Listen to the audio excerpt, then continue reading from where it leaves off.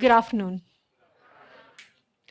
Thank you, TEDxSIESCOMS, for inviting me to address the future of work, women, and explain it in terms of butterfly effect. Before we discuss anything, but let's start with the news that was there in the that we made a headline. Why? Because suddenly two bots decided to invent their own language and have a discussion of their own which no human beings who were designing them could understand.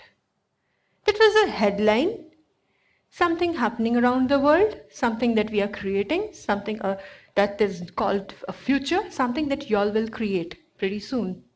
First picture that you see, that's in India, wherein four out of four factory workers in Manesar, one is a robo.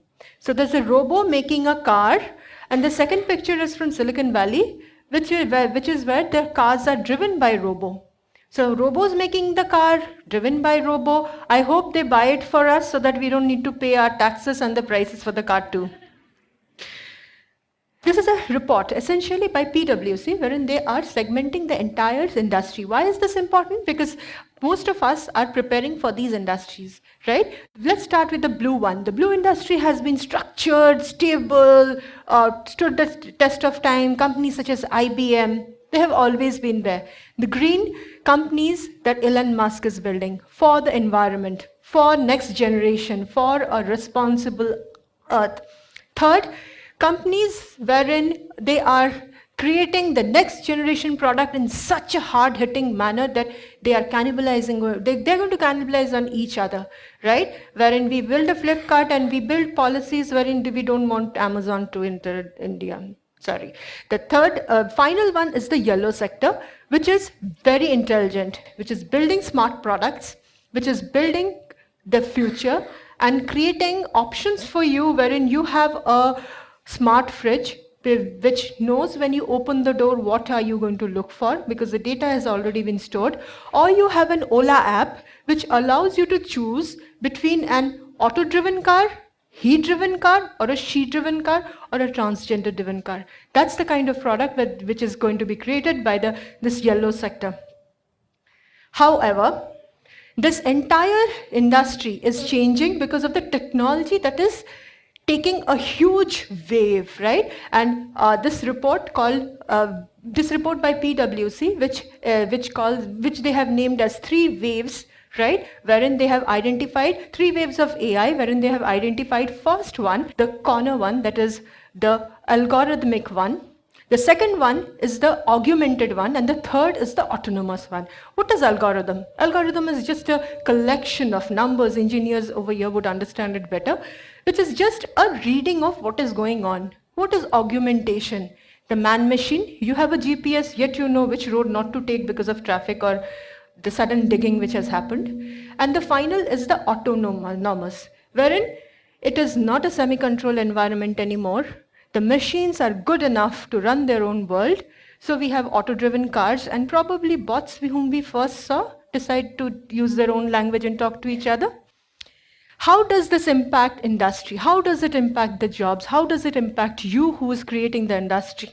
Over here, you can see different industries mentioned, and there are different colors. The orange one is for the algorithm, right? The jobs in algorithmic world are the ones who are just taking the cues of what have been repeatedly, the cookie cutter jobs. The augmented one is the unstructured data which has been taken in a semi-controlled environment and that had been created and the jobs had been transitioning. And the final is the autonomous, which the position where the jobs are run by entirely robots, very little human interaction. How does this impact which industry? This report by PwC says the highest level of impact cannot be seen before 2023 because the entire algorithmic functions which are transitioning from human delivered work to machine delivered work is going to be marginal. The maximum impact we'll see once the augmented technology starts taking over, which is 2023 onwards, probably 2030. And then the impact that awaits us is the autonomous area which is beyond 2030 up to 2035. However, this is a very optimistic view. We do not know, it can take even longer. But then if we are supposed to believe this report, the first segment that will be affected would be by the augmented technology would be the intelligence sector, the IT, right? The human resource. However, labor-intensive sectors such as construction, manufacturing, they will be impacted in the third wave, which is the autonomous. Why does this matter to you? Because this actually gives you a time frame of how your jobs are going to evolve and how your skills have to be developed. So when you are building a company, this is how you have to train your people and train your business. This again gives a view to the transition of jobs for demography. They say that men would be more affected than women. However, women participation in jobs are low. So keeping that in view, we will not lose jobs in the third wave because we do not really do manual labor intensive jobs. But then it would be men who are going to be affected. If we look at the age group, obviously the people, the talent who are in that less than 25, right now they may not see a huge impact in the kind of jobs that they are designing for themselves. But how in future, within augmentation and the autonomous segment, this is where they will have to prepare, where they no longer go to office to work for somebody, but create jobs for their own. Most of these tasks would go to robots. And finally, it's the education. The lowest skilled segment, the lowest skilled talent, lowest educated segment would be hard hit by this entire wave. Not the high skilled ones, one amongst you, or who are even going to prepare beyond this. They say, this is a report by Indeed, they say women will have more jobs than men in future. Why? Because it's the healthcare and the intellectual segment which will create more women-friendly jobs than men. Sorry, men in the room, I know y'all will create the jobs for us. Thank you, sir. These are new collar jobs. What are new collar jobs? This year, during the WEF opening keynote, Ginny Rometty, CEO IBM, announced something called new collar jobs, which is very apparent and very used in the IBM language. These are the jobs which were not there. Essentially, these are the jobs for which no education prepares you, there's no training for you, and you will have to learn as you are hired and you're delivering on this role. And finally, economic. This is 28 trillion is the GDP growth that we can create, which is a combination of US and China, if there is an equal participation of women. Entrepreneurship Monitor says this is the kind of impact that we have in government and policy making. We have the highest number of women participation, not as much as in technology, not as much as in healthcare is increasing, education is there, but rest of the segments are still lagging behind. This report says there's a highest participation of women in the rural sector. Now, why does it still do not add on to the GDP? Because in rural sector, the earning of the woman is very low because the per capita income of that area is extremely low. So the services may see a rise. Services do have a lot of women participation. The rural sector, whatever amount of participation that we have in rural sector, I just want you to remember this because pretty soon we are going to talk about Bharat and probably y'all will bring in the change that we need to see. Just as we know that the jobs are changing, just as we know you have already seen the markets are evolving, what are the kind of organizations that you actually require? Do you still require 9-to-5 jobs? Do you still require your employer to tell you what needs to be done once your induction and orientation is over? The first picture over there, the lady with her mother, she has taken this picture. She's an Air India pilot and her mother is a crew member. So on their way to work, this picture has been taken. This is one symbol of an organization that you need to create, wherein you don't hire employees, you create legacies. Your employees create employment, create a career for their kids and people who is going to take the legacies ahead of them. This is just one organization. However, there are many women around us who are creating a better living world, a responsible India. One of them whom I would want to mention is Miss Revati Roy in this picture. At the age of 40, in her late 40s, she suddenly lost her job, lost her husband, and she was in a very low economic state. So she had to work, she had to earn, and all she could do was to drive. So she started drive, and she got few more women to drive cars with us, and it became a company which was taken over called Veera Cab.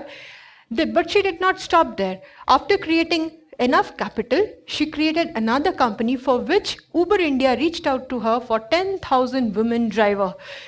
Through her effort, she's not just creating a startup, she's not just building technology, she's not just creating women driver, she's creating sustainability in a gender that does not have any financial freedom. Essentially, employees from her company get a loan for a vehicle that they drive for no collateral. And of course, the lady over here in this picture, she is Rakhi Chabria. She is building a community for teachers, wherein they are disrupting education, because what they see is education has evolved in certain areas and it is not coming up to the speed for everyone. So they're using community, they're using technology, they are using people, and they are creating a knowledge base wherein every disruption can be reached at the remotest part of India, and we have better education at lower cost. So this is an example of women creating a better society, a better future minded. None of them are IITians, none of them are from a venture capitalist background, yet they have an idea and they are going on to build a better world. All this while, we heard examples of women in urban India growing, the women in India growing. However, there are women in Bharat as well.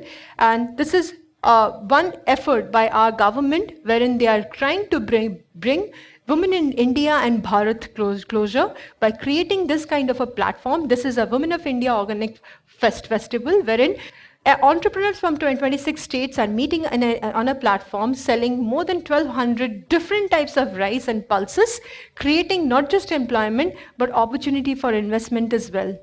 This success has been repeated in many cities, and this has been growing many folds, and this is the 5th edition, giving us a view to what kind of a collaboration can we create between the urban and the rural sector for the growth to happen. And this is an historic event which happened recently in your nation.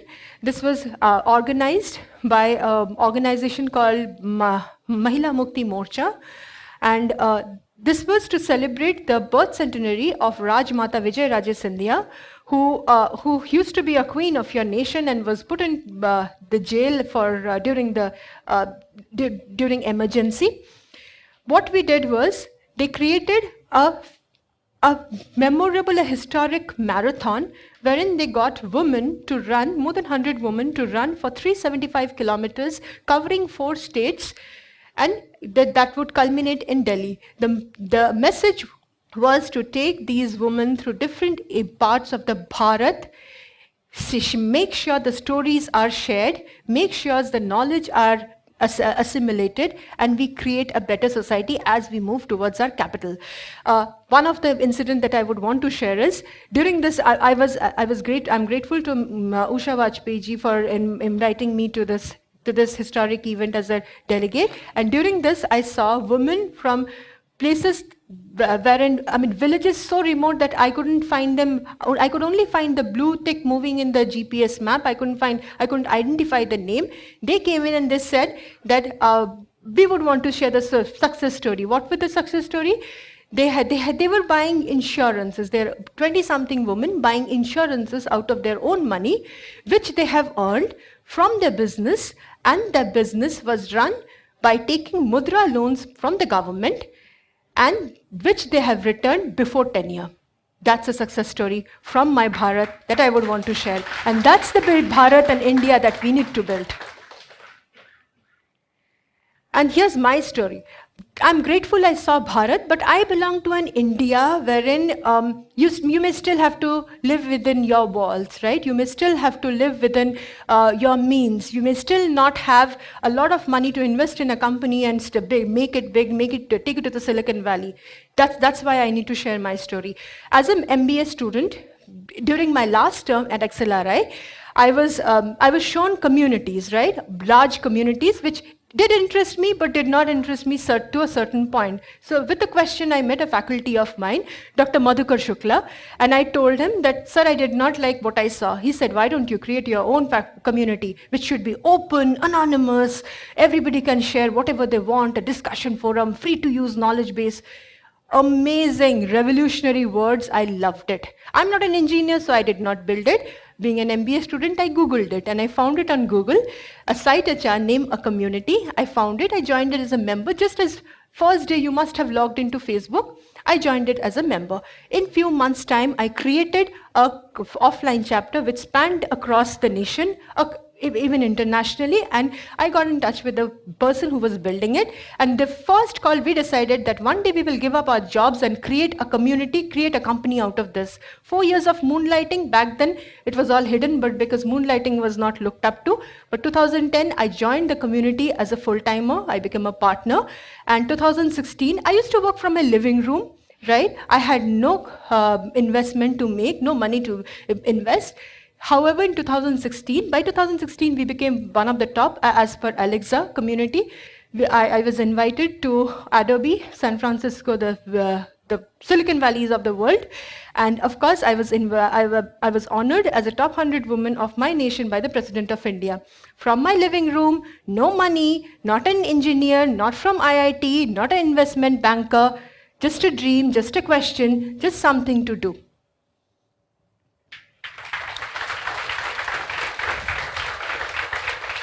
I would love to leave few words with y'all. To every woman here and beyond this room. Mirror, mirror on the wall, I will get up each time I fall.